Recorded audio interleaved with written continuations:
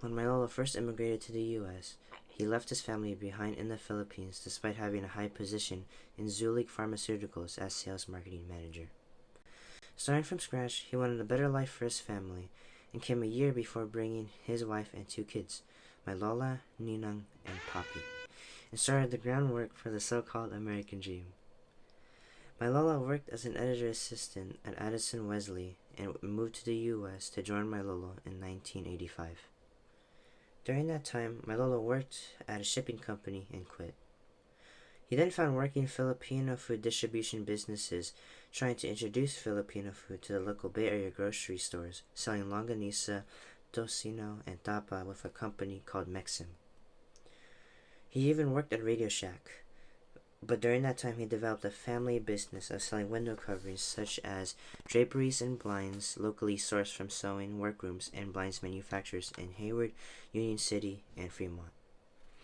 My Lolo named his business R&K Window Coverings after his name and Lola's, Renato and Karina.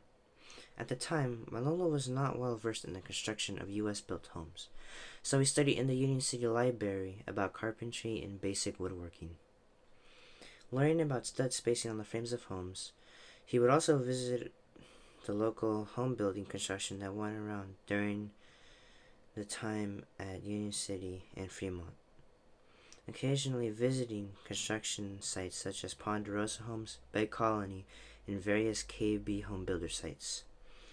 My Lolo also needed additional physical help, so he had my father frequently help him after school and on the weekends to do the installation of window coverings. 20 years into running his family-owned business, my grandparents wanted to expand the family business into something more stable at the time. So when the opportunity arose to buy a business that was aligned with what my grandparents knew, they bought a part of a bigger company in San Francisco called Davis Drapery Fabrics. My Lolo only bought the hardware part. He then named it Davis Drapery Hardware and has been in our family since 2000. The American Dream is an expectation that most people want to reach when coming to America.